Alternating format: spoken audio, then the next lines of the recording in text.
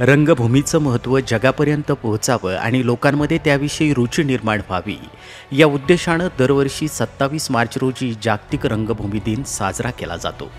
हा दिवस साजरा करण्याची सुरुवात 1961 मध्ये झाली।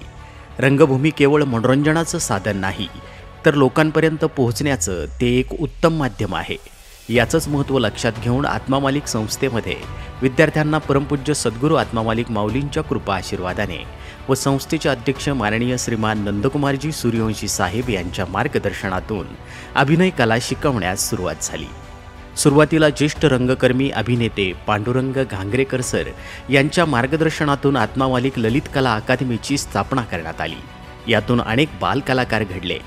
पुढे यात आणखीन सुधारणा करून विविध अभिनेते यातील दिग्गज कलाकारांच्या सहकार्याने कला अकादमीची आणखीन भरभराट झाली। त्यातून आत्मा मालिक संस्थेची बालनाट्य राज्यस्तरावर झळकली। एवढंच नाही तर गुरुकुलातील शिक्षकांना देखील अभिनय शिकवण्यात आला आणि ती नाटकं सुद्धा राज्यस्तरावर पोहोचली। विश्वात्मक जंगली महाराज आश्रम ट्रस्ट संचलित मुख्य शाखा कोकमठाण आणि स्थानिक शाखा यांचा या शैक्षणिक वर्षात रंगभूमीवर विशेष सहभाग होता।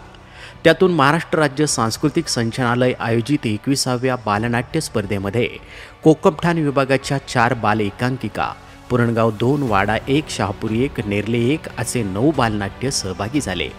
त्यात कोकमठाण शाखेतील माध्यमिक गुरुकुलाचे आणि नेरले शाखेचे बालनाट्य शासनाच्या महाअंतिम फेरीसाठी निवडले गेले। सदर अंतिम फेरीत आत्मा मालिकचे 2 विद्यार्थी संपूर्ण महाराष्ट्रातून अभिनय गुणवत्ता प्रथम श्रेणीत उत्तीर्ण झाले।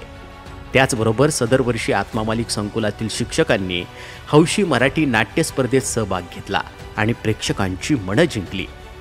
आत्मा मालिक अभिनय विभागाला थेट शासनाकडून मिलिटरी पॅटर्नच्या डस्टर या नाटकाच्या प्रयोगासाठी महाराष्ट्र राज्य नाट्य परिषदेकडून आमंत्रण देखील आले। या सर्व प्रक्रियेमध्ये प्रसिद्ध अभिनेते, दिग्दर्शक आत्मदर्शनजी बागडे सर आणि आत्मा मालिकमधील सर्व कलाकार शिक्षक मेहनत घेत आहेत।